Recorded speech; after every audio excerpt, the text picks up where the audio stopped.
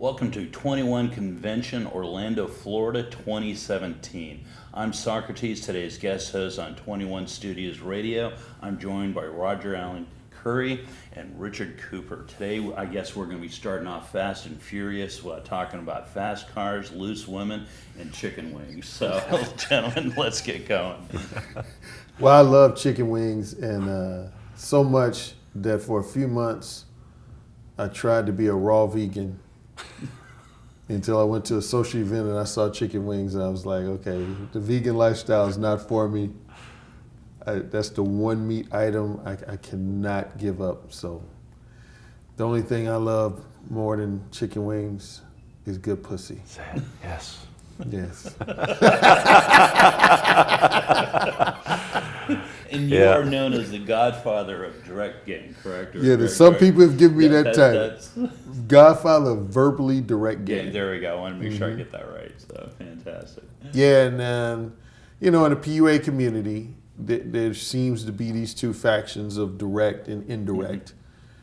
Some people are exclusively one or the other. Then there's other guys, like I heard Ross say he kind of likes to go either direction. I probably lean towards more just being exclusively about direct game. Now, see, I've seen direct game. My understanding is there's direct game and going fast. You are like a street racer. I mean, just drag strip, just from what I've seen, what I've heard, everything else, reputation.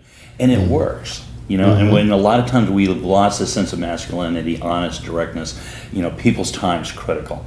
And, when you sit down and have the ability to wave off all the kind of the social bullshit, kind of getting into it, and go into showing real intent, you kind of exhibit that without necessarily going straight ass being obnoxious, and so can you kind of go into an example of that really quick for our audience, maybe a little bit of that plus your origination story as well? Well, Socrates, you said the key phrase, you said time is critical. And what I tell guys, that's for me the difference between whether someone's going to favor what I refer to as mode 1 verbal communication style, which is upfront, specific, straight to the point, versus say mode 2, which is more cautious and indirect. I say the number one factor is how much do you value your time? Because I'm the type of guy, I don't like that slow setup because some women might reject you before you've had a chance to even express your interest. You do all that, oh, how you like the weather, God, do you come to this restaurant often? And before you even get to say, I'm even attracted to you, one was like, you know what, could you just leave me alone? I'm trying to eat with my girlfriends. I like to come at it. Now, I vary it from woman to woman. So some people think I just all the time go up to women and say, hey, my name is Alan and I want to fuck you. I was waiting for that to come out. I know, it's just going to come down. I get that a lot. They say, oh, so Alan. Are those barbecue chicken wings? I want to fuck I you. mean, you're not the guy that just walks around in a supermarket and drops condom in a woman's bag and says, we're going to need these. Yeah, like you said, I don't like to use this term, but since you brought up the ask me, I said, I'm not just a total ask me type dude. I mean, I am more smooth about it. But essentially, yeah, I let women know. I would say generally within the first 3, sometimes within the first 5 minutes. I would say for me, no later than the 5-minute mark. That's like my absolute latest. I'm letting the woman know what my interest is, and that's to be intimate with her. And I let her know, if nothing else, if I don't put it in terms of I want to have sex with you, I want to fuck you, I'll tell a woman, I'll let you know at the outset of this conversation, if you're looking to recruit a new male girlfriend, play brother, purely platonic male friend, I'm not the guy. Right. So we can end this conversation right now if that's what you're looking I know for. there's been a tremendous change in social media, particularly where the dating environment goes. A lot of the guys, and I have friends that will sit down and do this, and I'm going to quote a particular individual. His first text or message to anybody will be, I want to come on your face and girlfriend you up. And one, there's a kind of the shock element to it, but it's very direct. And the other is women actually respond to it. They look at the profile, see it, no doubt, they're good to go. And there's a lot of women who have sexual agency, are willing to express it, are looking for that in a man, and they don't want anybody who doesn't know how to have that command of not only themselves but of their sexuality. And they're terribly responsive to that. Exactly. See, I feel like when you talk to a woman, in some way you have to challenge her sexual sensibilities. So if you come across as Mr. Basic, conventional guy, yeah, you might make her feel a little warm and fuzzy. She might say, oh, tilt her head, say, oh, he's sweet. But you haven't challenged her sensibilities, and it's when you challenge her sensibilities that she feels that tingle between her legs. No, were you the one that spotted when they start crossing the legs? Yeah. And stuff? Like, okay, I missed that part. I heard it. Yeah. So. I look for at least minimum 2 signs from a woman. And I learned both of them from ex-girlfriends, so it wasn't just coming out of my head. One is when the tongue comes out of the mouth, usually up and to the left, like, that's a sign that a woman's pussy's getting wet. And if she's sitting down, she'll start crossing and uncrossing, or she's standing up, and that's because those pussy juices start flowing out, and it makes it feel uncomfortable for them to just stay still like that. So they have to start moving. Now, why do I have this belief that you know how to run a great barbecue? Because that sounds a lot like cooking to me. You get the ribs on the rack, you got this rub, and you just got a slow cook, just... Hey, my Q game is real nice. It's real nice. Have you read his book? You know, one word that repeats often is marinade, right? Yeah, I have not. I'm telling you, we're gonna have to get it. So you own not only direct communication game, but actually the word marinade is the application to your style and approach. Yeah, I often tell both men and women, if I drop what I feel is wisdom on them, I'll say marinate on that. Fantastic. Marinate on that. Richard, let's move this off to to bring you out. Fast cars, big tits, round asses. Yeah, like who doesn't like tits and ass, right? If you don't, then I don't know. I guess you're not a man. And the other thing for me is horsepower. Like I love fast shit. And I know most guys that even aren't car guys like fast cars. Like there's not a person that'll say, there's a keys to the R8, take it for a drive, and they'll be like, no, that's okay, I'm good. I'll be like, yeah, I'll take that for a drive, even though I drive a Prius or some shit like that. So yeah, like I've always liked fast cars ever since I was 12 years old, and I set my eyes on like a poster on a wall of a white Lamborghini Countach with like the phone dial wheels and the Pirelli logo on. Yeah, I hate to say it, I was that kid too. Right, yeah, like most kids that era had something like that on the wall. So I've always been a complete petrol head, and I created like the YouTube thing because of my passion for fast cars and entrepreneurship. And the story basically was find friends that were successful entrepreneurs that had fast cars, and they want to tell the story, like the success rides. Right. About the challenges, the successes, all that kind of stuff. And I did a bunch of videos, and like after 5 or 6 fast cars and friends, I ran out of friends with cool cars and fast rides. So I was like, oh, okay, so what do I do now? And I started talking about like business tips, like how to manage lawyers in business and hire people and deal with employee problems, things like that. And then somebody came along one day and goes, you should do a video on types of women to avoid dating. I don't know, I guess I threw off the vibe that maybe I was single or I was dating or something. And I wasn't. I just broken up with somebody, and I was dating somebody that had daddy issues, needed to be saved, and was constantly fighting with their ex over money and support. And that thing blew up. It had like 400,000 views. So I was like, huh, people want to see this shit, right? So I started doing videos on dating tips, understanding women better. And even at that point, I was still plugged in, not very blue pilled, but still very plugged in. And it wasn't until a friend recommended Rollo Tomasi's book, Rational Male, read that. And that's when I really woke up. That was about a year ago, actually. And since then, the channel's really blown up. I've done a lot of videos on the topic. To be honest, I come from a social anthropological background on it, so this was nothing new to me. It just became culturally mainstream when the movie Matrix came out. But relatively within a year, that's a relatively short period of time. Yeah. And you've really kind of saw it. And being plugged in, was there any resistance to it? What was your process? Because I know a lot of times people talk about the world kind of being pulled out from underneath their feet and fall into a rabbit hole. Well, I guess like the past 5 years of my life, I've seen a lot of shit that's been pandered to me, like this is true and you got to do things this way, and it's all a function of society, religion, economics, family, upbringing, all that kind of shit. And then when you start like diving into the cold hard truth, like the facts of the way people respond, like you understand how women respond to certain inputs, and you understand architecture and design and building stuff like that. And from my perspective as an entrepreneur, like I've seen it, and I fought it, and I spent a lot of money like fighting shit. Like I spent 50 grand lobbying the government for some ridiculous legislation that we never won on. That was a couple years ago, and it's like there was a sequence of events that happened that just pulled the plug right out. So now it's like I feel like I have this superpower. Like I see shit as it is. Right. I see business as it is. I see money as it is. I see crypto as it is. I see women as it is. I see, interactions with people. Like I had a conversation with somebody, this weekend. I called him motherfucker. I didn't even know him for like 20 seconds. I'm like, hold on a sec, motherfucker, because he's asked me for business tips, and he fed me some bullshit, and I called him out on it, right? And the kind of conversation went from there. So. I'm kind of a purveyor of the cold hard truth. Like that's the way that people see me. They often look at my videos when they're watching the shit like, you're like the father I never had. I wish like he was still around, or I grew up in a household with a guy like you that could teach me this shit, because if I knew it 20 years ago, I wouldn't be, fill in the blank today sort of thing. So that's kind of my place at the YouTube space. Yeah, fantastic.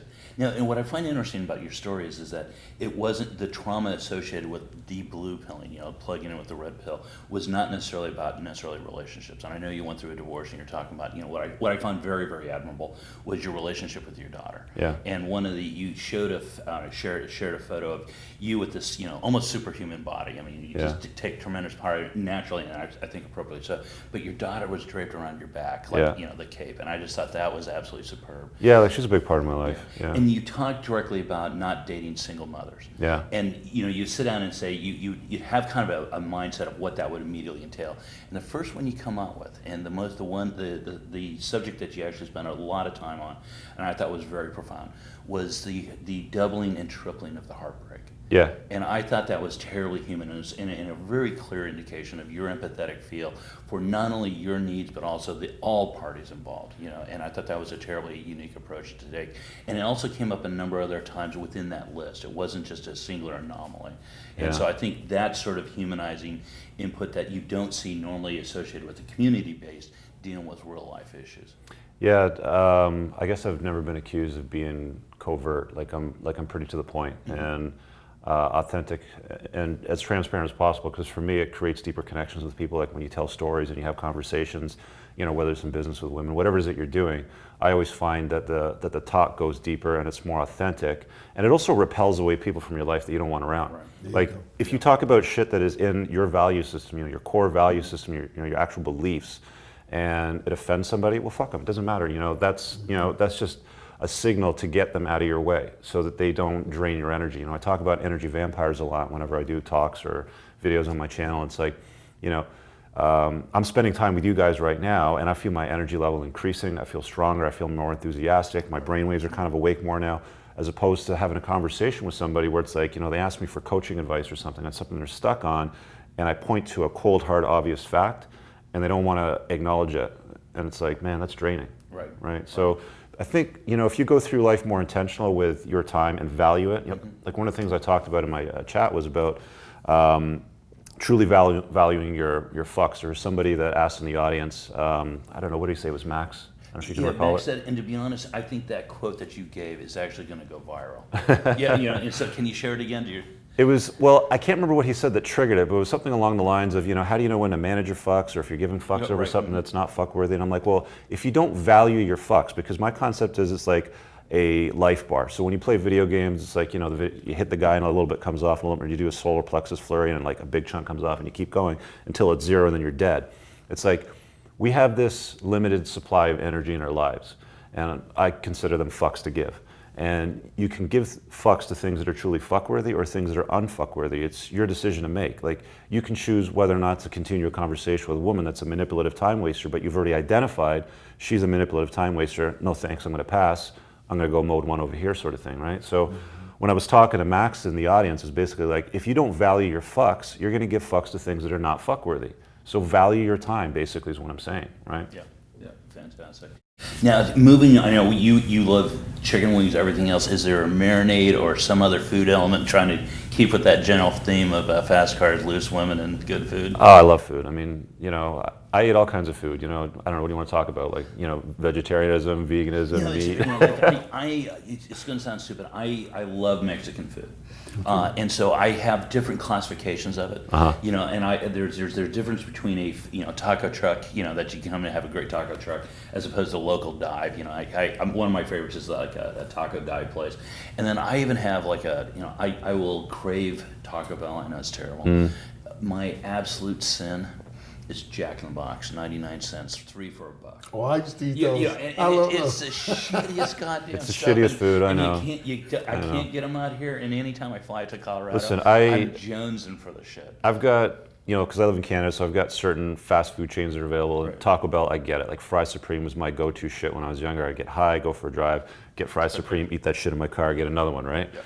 So, I kind of look at my body as this is my vessel. This is the shit that I'm going to die in, right? Yeah.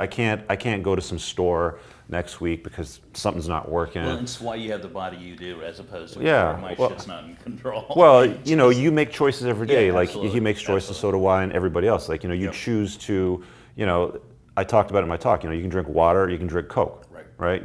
One's natural. Well, for the most part, unless you take it out of a tap, and we can get into feminism and how feminism infiltrated that in a minute. But you've got the choice to choose, right? And I said there's always a direct correlation between what's in somebody's shopping cart and what they look like. So if you walk around life intentionally about the shit you put in your body, you can't perform like a high-performance vehicle like a Ferrari if you're putting shit in your engine, right? Valid. Roger, tell us about your ride. That was one subject we didn't get before. You would talk about women and food. Car preference, style.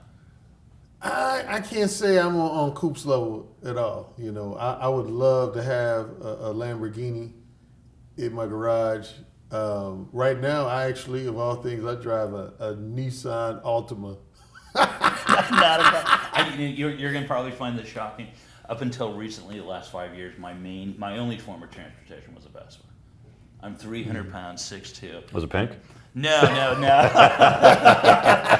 then it was interesting. You're on this, and this town actually has a thing for mini rides. Just crotch rockets and a whole bunch of stuff. And I would go around, and I could get more ass on that Vespa. And I actually was pulling a couple of chicks off guys' bikes as you pull up, and they'd mock you, they'd gun the engine, whatever. And I'd look at it and I go, yeah, but do you speak Italian? Nice. And then, of course, the guys are like, what the fuck? And I'm like, I wasn't talking to you. I'm looking at her. Do you know Italian? And the girl's like, no. I go, you want to learn? And she just literally got off and got on. Not a smooth move unless you can roll out. There was no way I was going to outrace these guys, especially our weight, and overload the Vespa. But, you talk about style and adapting your style and approach and personality to the vehicle. It definitely wasn't high end, but as far as like scooter culture goes, you aren't going to get much higher end than a Vespa. But I use that thing as like a utility truck though. So, but yeah, that's kind of my involvement with vehicles. But so, good times.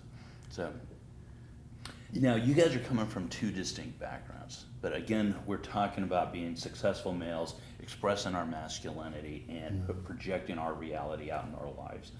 Can you talk a little bit about that? Yeah, I think I'm not going to go into a long-winded segue about how feminism is affecting society, but I think a lot of men are scared to be men. And as it relates to what I do, I find that a lot of men feel almost an obligation to apologize for their sexuality, suppress it for the sake of not being offensive. Now it's like if you acknowledge that you're a heterosexual man who likes sex, they call you toxic masculinity, and that to me that's just total bullshit. I mean, our sex drive is in our DNA, and you got some people out here that try to intellectualize sex. And they paint the picture that a lot of men are predators, but we're not. We just our sexuality. It is. I know it's cliche now to say it is what it is, but it is what it is. And so my thing is, if you're a man about your shit, you're not going to allow society to influence you to have to feel like you got to suppress and basically neuter yourself and emasculate yourself. I'm like, fuck that. Any woman who tries to, I got guys that are scared to even bring sex up in a conversation in a restaurant because they scared they might get kicked out. Right. Yeah, being overheard, being seen for, quote, inappropriate behavior. And I'm like, unless any public venue has some kind of conspicuous sign that says sexually provocative conversations are not allowed here, then that's not illegal. Here's the key thing. Women and this relates to my concept of the manipulative time waster. If a woman is not interested in having sex with you, what does she have the choice to say? I'm not interested. Right. Period. But a lot of women don't want to do that. Why? Because a lot of women out here will meet men that they're not interested in being intimate with. But speaking of cars, the guy has a nice car. They get the sense that this guy is financially generous. If nothing else, he's just very flattering, entertaining, and emotionally empathetic. So they don't want to reject that guy. They don't want to tell that guy they're not interested. So they string him along, and they might say little things like, oh, one day, Larry, you might get lucky with me. One day. And if Larry's really naive, he's thinking, yeah, she's just playing hard to get. She's a challenge. So I'm going to keep helping her lift these heavy boxes in her house. And if she needs to move, I'm going to help her move. And when she needs a vacuum cleaner, I'm going to help her Never mind the fix heavy it. boxes. It's let me take you away for a weekend in fucking Aspen sort of thing, right? Like they do some weird shit. I tell guys all the time, because a lot of the coaching that I do with guys too is when they're asking questions about women, it's like, yeah, like women know inherently that they're sex objects. Right. They know, yeah. Okay? Yes. Yeah. The thing that both sexes don't know quite often is that men are success objects to women, Yes. right? Mm-hmm. Yes. So if you signal, these cues out to them by your actions, by your words, by the things you surround yourself, the people you surround yourself with, the events you go to, even the social shit you see when people are posting on phones and things like that, they're gonna know, right? And as soon as you have these manipulative time wasters that are like, they're not gonna fuck, or she doesn't wanna fuck him, like she's not physically attracted to him, but because he has money, because of hypergamy, right, she's gonna string him along and be like, yeah, maybe I will go shopping with him because he invited me to Aspen for the weekend or some shit like that. Oh, I mean, now see, I was criticizing women a minute ago, but here's why I criticize a lot of guys I interface with. You got a lot of guys, along the lines of what you just said, they'll say to me, oh, Alan, there's so many gold diggers out here. I'm tired of meeting gold diggers. And then in the same breath, they like, man, I can't wait to upgrade from a Porsche 911 to a convertible Bentley. Or I just bought a Rolex watch. And I'm like, what do you think you're going to attract? If you're trying to make your material possessions your game, what do you think you're going to attract? Mm-hmm. Yeah. And I tell man, you shouldn't rely on that. All the material shit, that should be your own frosting on the cake. But if your sole and specific motivation for accumulating certain material items is just to pull women, but you have no confidence in you as a man, then all you're gonna do is have women use you and exploit you and then throw you away like yesterday's tissue. And then these men just start bitching about it. But yeah, another thing, when I lived in Los Angeles, sometimes I was in between jobs, I would do what's called temp assignments. And I was pursuing a career in the entertainment industry before I started doing the dating coaching thing. So I worked in some departments at Paramount Studios, 20th Century Fox, these major movie studios, and they would have me in these departments sometimes with almost all women. And that's when I really solidified my concept of the manipulative time waster, because these women, I guarantee if you would listen to me, you guys would just start cringing on how little respect they have for. They would, like, classic example, a woman would come in after lunch and say, hey, Amber, how was your lunch? Oh, Linda, mine was great. Hey, you remember that nerdy guy, Henry? Do you know he's now paying half my mortgage every month? I would be like, what? What the fuck? And it would be the kicker. They would say, I haven't even tongue kissed him yet. Yeah. And giving right now we're in Orlando, Florida. Mm-hmm. It is the biggest site for sugar daddies or sugar babies in the nation. I believe it. I mean, it is straight up negotiation. Mm-hmm. And the illusion is you're exchanging values and quotes and everything else, but you just have to provide the illusion to it. And it is amazing how much traffic is being generated. I don't get that. Like, what are your thoughts on that? Like, when I see these women that are like, I want to exchange my youth, sex, and beauty. 22-year-old, let's say 40-something-year-old guy like me says, I want an allowance. I look at that equation, like I look at that transaction, like you should be paying me for for the shit that I bring to the table, right? It's mindset. Most of the guys don't have that. It's amazing. For example, I in my talk I kind of broke it down. The third category was provision. Where you talk about status, wealth, power, fame. All those people who have achieved success have been cheated on by guys that were physically fit and had the ability to directly entice arousal, and sexuality, and then execute on it. And so you see that. You don't usually see it the other way around, a whole lot. If they have it, the other guys have part of that as well. But it's remarkable seeing high status, quote, high status males that don't have self-esteem and don't have the ability or skills to actually speak for themselves in a positive way and not be taken advantage of. You know what the smart ones do? I've seen a couple of my friends do this. I've got a friend of mine who's got a Bentley. Okay, he doesn't drive it for dates for the first few dates. Right. He either takes an Uber or he borrows a friend's car that's like just basic. Right. I face it in my own life where I stopped telling people I was an architect. What do you do for a living? I just pay the bills. I don't want to talk about my day job. It's not really that exciting. Yeah. It's really mundane. I definitely stopped taking them to the house. Now, initially it was great. It was one of those things. I just get a split of champagne, start opening it. I've never seen a woman, going back to the house, just put the champagne out and let the house sell itself. Problem is that you're drawing the wrong people. They weren't necessarily attracted to me, everything else. So I had to learn as a bigger guy to spot the visual cues of attraction, that there were certain women that wanted a bigger guy that, had that, large, toss them around, but then still curl up with them, so you had to find that vibe. Now the problem is I wasn't always necessarily attracted to that, so you had to kind of work your market, but deal with that. But that was something I had to do, but it was up to me to sit down and say no. That I'm not doing this, that I'm not paying for dinner. It was not uncommon to see dating sites, for example, where you'd have women list, like, if you want my attention, I'll respond in 24 hours if you promise to take me and my children on the first date. No. It was the whole, because I'm the whole package. Yeah, and it was stunning. It's like sixes and sevens that think that, that they're 10s and 11s all day long. It's nuts. Stunning. Yeah, absolutely. Bizarre stunning. as hell. Yeah, absolutely stunning. So, have you seen, how much of that you see up in Canada? How's Canada, the market up there? And well, I live in the third biggest city in North America, right? It's New York, LA, Toronto, then I think Chicago or something like that, or maybe Miami. I don't know. So it's happening. Yeah. Like there's, you get the sugar babies, you get the I'm looking for allowance, you get the, hypergamy strong as fuck in Toronto, right. Very liberal, left leaning, but that's where a strong, masculine, virtuous male stands out in a crowd of a bunch of fucking pussy beta orbiters, right? That like will pick up the boxes and move the shit and let me fix your car and need an oil change and let me take care of your kids while you go out like by like the second or third date.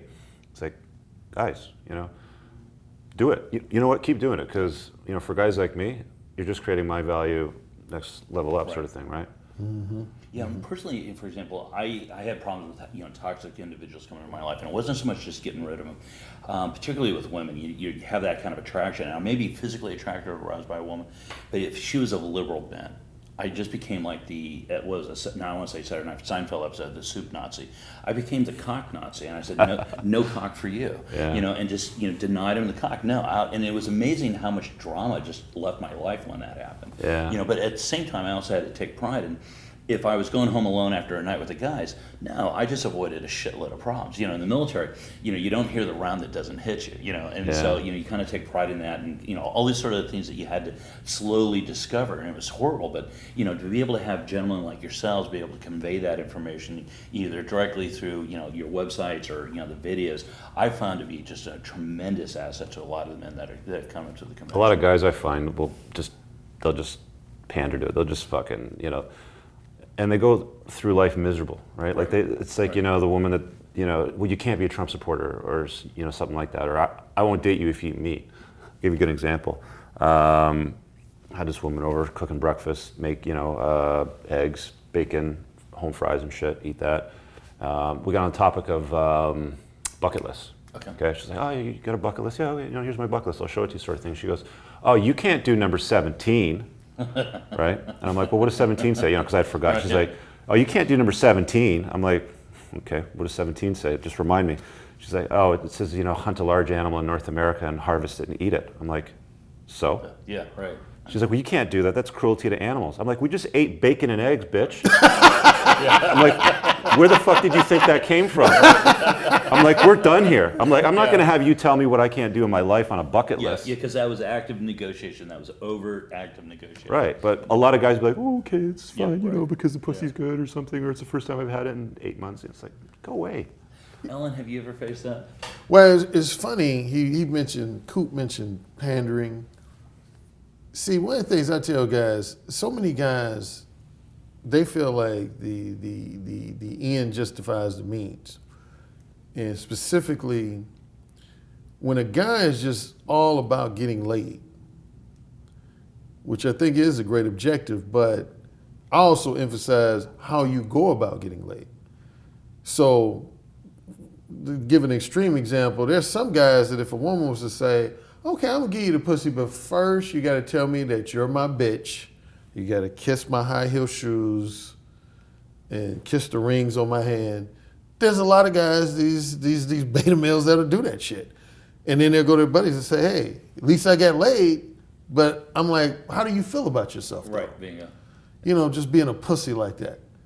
Like I had a guy, I used to do this podcast show on Blog Talk Radio, and this guy was trying to challenge me about direct. He was like, Alan, you know, you're too direct, man. You know, I'm more of a finesse guy. I finesse with women.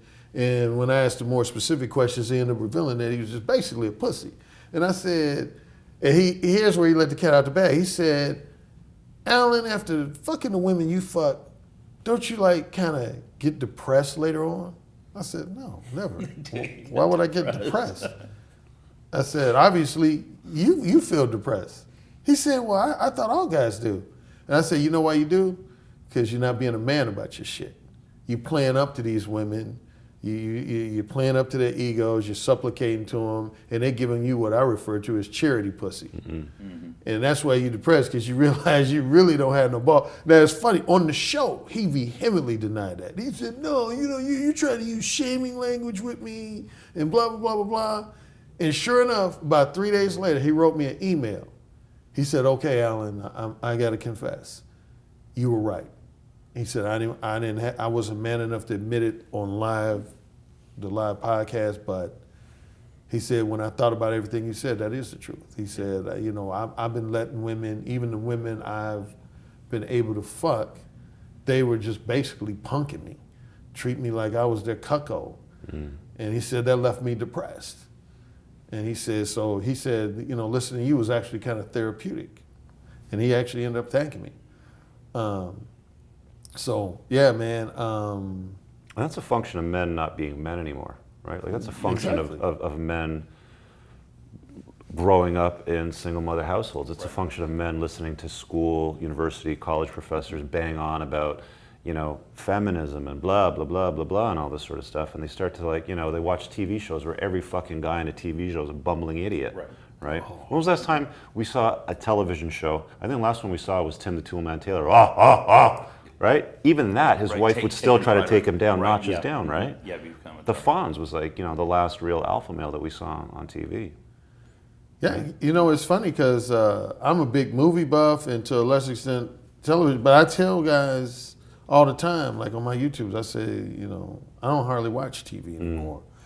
And matter of fact, when I was pursuing a career in the entertainment industry, that was one of my big issues.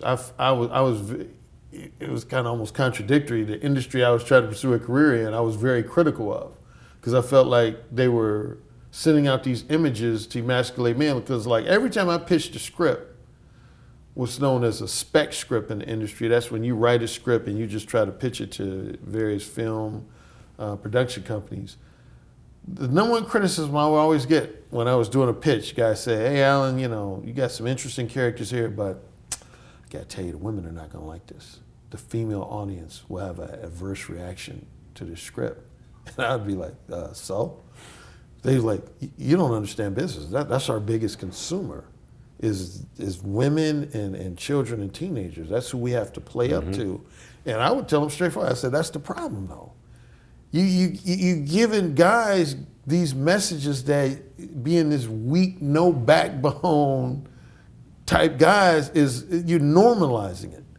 So just to kind of like, you know, touch on that a bit, television's completely like that, absolutely. And then you get into the movie theaters, and then, I don't know, let's use a recent example, like a Fast and Furious, where Dwayne "The Rock" Johnson's thrown in jail, and he says to Jason Statham across, intently, "I'm gonna beat on your ass like a Cherokee fucking drum." And he pounds the shit out of everybody in the jail. Women get wet when they watch that. Right, yeah. But they want to pretend like they don't like that. Yeah. You know, I don't like violence, and, you know, we should hold hands and sing Kumbaya and shit, and not kill animals. And it's like, you know, like, there's a place in the world for masculine energy, and you know, they keep trying to bring it down. As long as you rise up as a man, right, and demonstrate who you are and your worth, you're gonna stand out. I got something. Now, this is me plugging somebody else's book other than one of my books, but there's a guy named Daniel Bergner wrote this book called "What Do Women Want?" Any of you guys familiar with that book? It's a very interesting book. It actually ends up co-signing and validating a lot of my assertions, which is why I love it. But one in particular, he kind of tagged along with a lot of sexologists who conducted various surveys, accumulated research data. One interesting experiment they do in there is called the wet, he nicknames it, I think, the wet-o-meter. Here's the interesting thing. They attach some device to women's panties, and if they were to get wet, the pussy was to get wet by either a photographic image or a video image. They went over that in Sex at Dawn, too. It would start beeping. Yeah. And in simple terms, here's what happened. They showed women like photos of very like nice guy types or videos of guys behaving just like the polite gentleman. And women would say positive things like, "Oh, see, he seems like a really sweet guy. He seems like the type of guy who's married." But there was no beeps. Yeah. Then when they showed guys essentially being real men, being a little rough around the edges, women would say, "Oh, that guy, he seems like a jerk. He's a player. He's an asshole. He's a player." Beep, beep, beep, beep, beep, beep, beep. So that just shows how full of shit women were. They would criticize these guys for that beep, beep, beep. That pussy was getting wet. Yeah. And women try to fool themselves so many times in the gig. Going back to actually your original question about women, how the direct affects women. That's the thing. I've had women, when I'm real direct, they'll be saying to me, you know, "You're such an asshole. I can't believe you're talking to me that way." And I'll see that tongue come out. I'll see their legs fidgeting. And I'll know. I say, I get this woman's pussy wet. And you don't have arousal without tension. Mm-hmm. If it's not naturally there based on your general presence, you know, it's almost like in real estate. I know you've got a real estate background. You can force appreciation by improving the place. You can force that arousal by creating tension. And I think going direct does just that.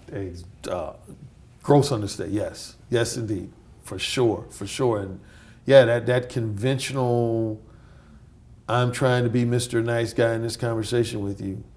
And I'm curious, Coop, do you get, when you go after single moms, I'm sure you probably get just all kinds of blowback. Do the women come to your channel and try to, or not really? Oh, I've had some that have watched my stuff,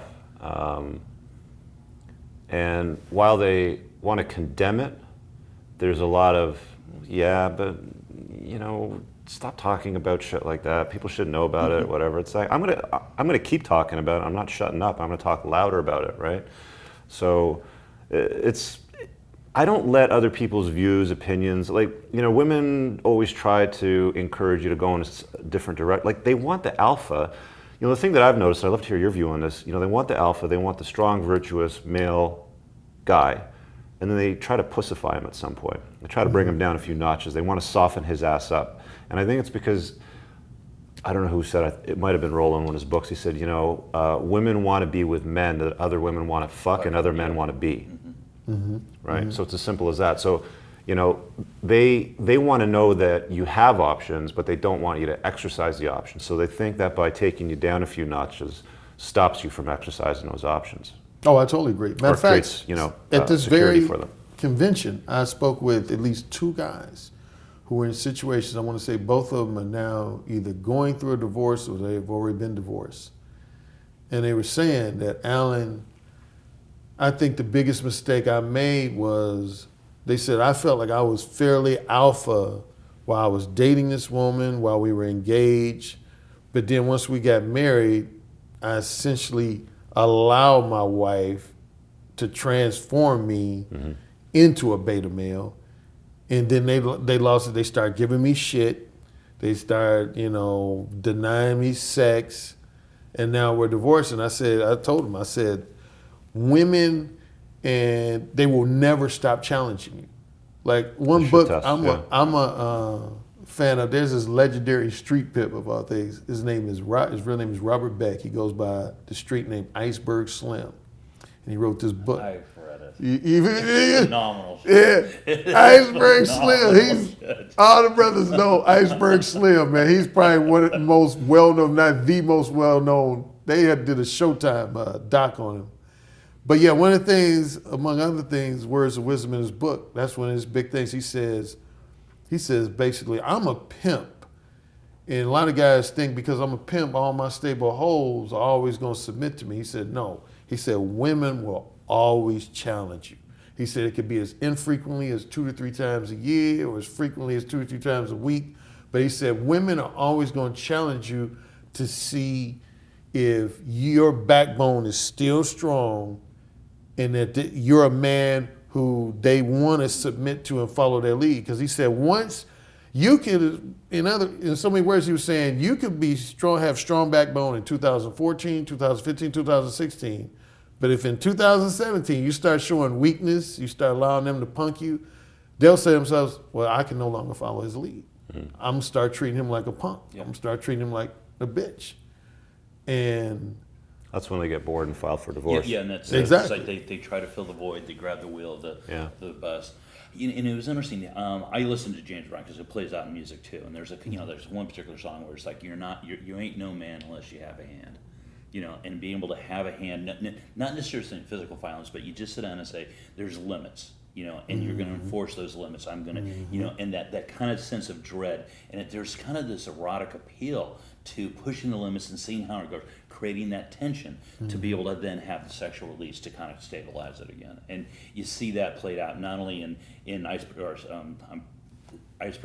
book, literally it's that, and then you also see it also in the music as well, so it was ingrained in that culture, and that you look at the music today, and it's none of that. If you look at nightlife culture, you have the wall, the skyline of booze bottles of different flavored vodka. Men don't drink fucking, whipped cream flavored fucking vodka. Why the hell would you do that? Or cupcake or any of this stuff. And you also see in the rates of alcoholism with spinster women, where they don't have relationships, they don't have men in their lives. To kind of talk to that for a second. Yeah, absolutely. I'm shocked by the number of single mothers that guzzle wine like it's going out of fucking style. Yeah. Like, the recycle it's bin's just constantly filled. Beyond like shit I've ever seen before, right? Like drunk. Yeah. And it's like, I'm just being fabulous with my friends. It's like, no, you're being a drunk bunch of whores lying on whatever it is that you're on, taking pictures like you're pretending you're a 10 when you're like a 4. And it just drives me. I'm just like, are you looking at this shit? Like, I can't believe the stuff that they're doing. And it's like, what? Yeah, 2 things I talk about. My latest with the book, cat collections. Yeah, that amongst others. My latest book that came out last year in 2016 is called The Beta Male Revolution. And this relates to why I asked you about blowback from single men. Generally, I try to stay away from what I feel are maybe broad generalizations. But I basically assert that the vast majority of beta males come from single mother households. Oh, yeah. There's no strong male presence there. And so all their social programming as they grow up, it centers around the woman should be put on a pedestal, they should be played up to. And I notice all the guys who try to challenge my stuff, that's one of the first questions I ask them. I said, what type of household did you bring? Yeah. And I almost always say a single mother household. And then they have an unplugging, right? Like, I talk about it in a bunch of my videos, and I don't directly create content to disparage or hammer the crap out of single moms, because there's a whole bunch of stuff that kind of like creates that. But there's guys that will come out of the woodwork and they'll be like, I'm 19 years old, raised in a house with a single mom, I'm unplugging right now, I can't believe how fucked up I am, I don't know how to function in society, I was led to believe all this stuff is true, and now I'm seeing this bullshit, and then they're like asking me for help and coaching, and I've like how to become masculine, like how do I do it, like next step sort of thing, right? And you're right, I mean, vast majority of the incarcerated come from single mother households. Like the stats are off the frickin' chart. Girls have teenage pregnancies with higher levels of single mother households. Kids drop out of school with single mother households. Boys in gang activity, single mother households. You go on and on and on all the way down the list. And it's a proven fact that children function and become contributing members of society far better and to a higher degree when they have both feminine energy and masculine energy in their lives. Well, the absence of it, in the absence of it, women try to, like you see them proudly declaring on Father's Day, well, I do the job of a man and a woman, and it's like, fuck off, man. You don't know what you're talking. Like, come on. I hate that shit. I mean, if guys were to go on social media and go, Happy Mother's Day, I do the job of a man and a woman, women lose their shit. Yeah, exactly. I almost think you need to have a movement to do just that, just a little bit crazy. of pushback, So, yeah, no, it's absolutely. And another issue, you mentioned the term, Socrates, spinster. Oh, yeah. I just wrote a freelance column where I got a lot of blowback from women, but it's based on statistical fact. There are more never been married women over the age of 35 in society right now than at any point in U.S. history. And this is where I made a quick point in my presentation, but I knew I didn't have time to elaborate on it. But when I said feminism has had a lot of unexpected repercussions and consequences for women, it falls in that category, watch what you pray for, because you just might get it. Because look at our society pre-feminism, when you had a bunch of men strong in homes, and the man dictated who his daughter dated, and like, my mother and her two sisters, they didn't even think about engaging in premarital sex or casual sex because they all said my grandfather would have disowned them. That was like, they didn't even think twice you about have a that. cultural backup, you have a family backup, you have something, But then feminism, these women said, these are our bodies, we should be able to fuck who we want to fuck. And that's why I tell men, the ones who feel somewhat guilty for wanting to pursue casual sex, women essentially asked for that. They said, we want to be able to fuck outside the context of marriage. We want to be able to fuck without our father's approval. We want to be able to fuck other women if we want. We want to be able to do all this shit. And when society said, okay, guess what happened? One of the things that happened is now you got fucking dump culture. That ain't man's fault. That's women who essentially asked for that shit. And so what's happening with a lot of women, and to the comment you made earlier, Coop, about when we were talking about the sugar babies, and they basically just willing to sell their companionship while they're young. This is what's happening with a lot of women. Guys are fucking them when they're hot and young, but once they reach about 35, 36, 37, these women say, okay, now I want to get married. And guys are like, oh, no, surely you jest. Yeah. And they're out here bitching about it. Why do men ignore us women who are like 40 years of age or older? Because when you were young, you should have been trying to snag a fucking husband. That's what you should have been doing. Riding the cock carousel until they hit the wall. Yeah. Hey guys, hate to do this. We're going to have to wrap it up. Okay. It's been absolutely a blast. Thank you so much. Where can they find you, and what products and services do you have available that they can get? Well, first of all, thank you for being such a great moderator, Socrates. Thank you. And I respect both of you gentlemen highly. People can find my books on Amazon.com. I have ebooks, paperbacks, and audiobooks, as well as a division of Amazon called Audible.com. I have 4 audiobooks. My main website is Direct Approach Dating, as one word, directapproachdating.com. Fantastic. Richard, what's the best way to get a hold of you? Yeah, so I'm more of a YouTuber right now. I haven't kind of put out any book content yet, but you can find all my shit for free on YouTube at Entrepreneurs in Cars on YouTube. More active on Instagram than I am on Facebook or anything, but you'll find Entrepreneurs in Cars there. I also offer coaching to guys that are stuck on something in their life, whether it's navigating a divorce, understanding what's going on with female dynamics in nature, and even business coaching because I'm an entrepreneur also. That's on a platform called clarity.fm/Richard Cooper. Fantastic. Thank you for joining us. This is Socrates signing off with 2121 Radio. Thanks a lot for joining us.